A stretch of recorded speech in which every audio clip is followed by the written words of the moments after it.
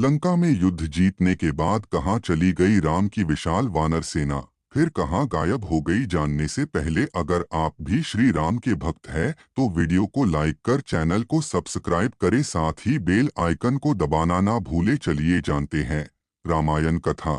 भगवान राम जब श्रीलंका में रावण से युद्ध करने पहुंचे तो उनके पास विशाल वानर थी जिसके साथ उन्होंने युद्ध जीता। फिर ये कहाँ गायब हो गई?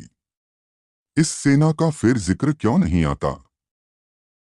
क्या आपने कभी सोचा कि श्रीलंका में रावण के खिलाफ युद्ध जीतने के बाद भगवान राम की विशाल वानर सेना कहाँ चली गई? फिर उसने कोई लड़ाई क्यों नहीं लड़ी? ये सेना कहाँ गायब हो गई? राम के पास एक ऐसी सेना थी जिसने इससे पहले शायद ऐसा कोई युद्ध लड़ा था। युद्ध में वो पारंगत भी नहीं थी। दरअसल राम की ये सेना आनन फानन में ही बनी थी। ये वानर सैनिकों वाली सेना थी। रावण ने पहले इस सेना की हंसी उड़ाई, फिर राम की वानर सेना से दुश्मन के छक्के छुड़ा दिए। ये युद्ध जीता। लेकिन इस शानदार विजय के बाद वानर सेना का क्या हुआ? भगवान राम जब युद्ध करने के लिए लंका पहुंचे, उन्होंने रावण की मजबूत सेना के खिलाफ युद्ध शुरू किया तो उनकी सेना में केवल वानर थे। इस सेना को राम और लक्ष्मण ने मोटे तौर पर दीक्षित किया। युद्ध में जीत के बाद ये लंबी चौड़ी सेना कहाँ चली गई? उसका कोई जिक्र क्यों नहीं मिलता? वाल्मीकि रामायण के अनुसार श्री राम रावण युद्ध में वानर सेना की महत्वपूर्ण भूमिका थी। सवाल यह है कि जब श्री राम ने युद्ध जीत लिया, वह इसके बाद अयोध्या आ गए तो वानर सेना का क्या हुआ? इस वानर सेना का नेतृत्व करने वाले उस समय के महान योद्धा सुग्रीव और अंगद का क्या हुआ? रामायण के उत्तर कांड में उल्लेख है कि जब लंका से सुग्रीव लौटे तो उन्हें भगवान श्री राम ने किष्किंधा का राजा बनाया। बाली के पुत्र अंगद को युवराज। इन दोनों ने मिलकर वहां कई सालों तक राज किया। श्री राम रावण युद्ध में योगदान देने वाली वानर सेना सुग्रीव के साथ ही वर्षों तक रही, लेकिन इसके बाद उसने शायद की कोई बड़ी लड़ाई लड़ी। हालांकि इस वानर सेना में अहम पदों पर रहे सभी लोग किष्किंधा में अहम जिम्मेदारियों में जरूर रहे। वानर सेना में महत्वपूर्ण योगदान देने वाले नलनील कई वर्षों तक सुग्रीव के राज्य में मंत्री पद पर सुशोभित रहे तो युवराज अंगद और सुग्रीव ने मिलकर किष्किंधा के राज्य को और बढ़ाया। गौरतलब है कि किष्किंधा आज भी है। किष्किंधा कर्नाटक में तुंगभद्रा नदी के किनारे है। ये बेल्लारी जिले में आता है, जबकि विश्व प्रसिद्ध हम्पी के बिल्कुल बगल में है। इसके आसपास प्राकृतिक खूबसूरती बिखरी हुई है। किष्किंधा के आसपास आज भी ऐसे कई गुफाएं हैं और जगह हैं जहां राम और लक्ष्मण रुके थे। वहीं किष्किंधा में वो गुफाएं भी हैं जहां वानर साम्राज्य था। इन गुफाओं में अंदर रहने की खूब जगह है। किष्किंधा के ही आसपास काफी बड़े इलाके में घना वन फैला हुआ है जिसे दंडक वन या दंडकारण्य वन कहा जाता है। यहाँ रहने वाली ट्राइब्स को वानर कहा जाता था, जिसका अर्थ होता है वन में रहने वाले लोग।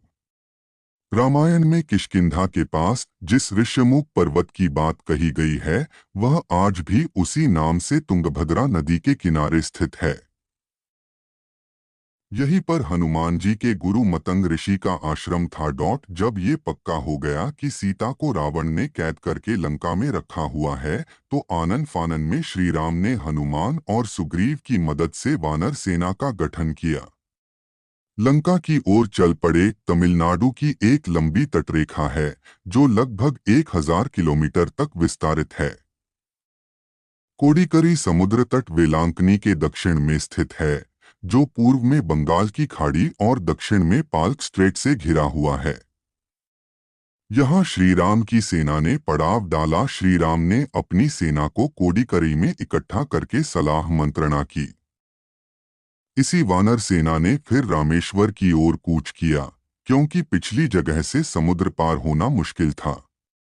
श्रीराम ने रामेश्वरम के आगे समुद्र में वह स्थान ढूंढ निकाला जहां से आसानी से श्रीलंका पहुंचा जा सकता हो। इसके बाद विश्वकर्मा के पुत्र नल और नील की मदद से वानरों ने पुल बनाना शुरू कर दिया। वानर सेना में वानरों के अलग अलग झुंड थे। हर झुंड का एक सेनापति था जिसे यूथपति कहा जाता था। यूथ अर्थात झुंड। लंका पर चढ़ाई के लिए सुग्रीव ने ही वानर तथा रिक्ष सेना का प्रबंध किया। बताया जाता है कि ये वानर सेना जुटाई गई थी। ये संख्या में करीब 1 लाख के आसपास थी।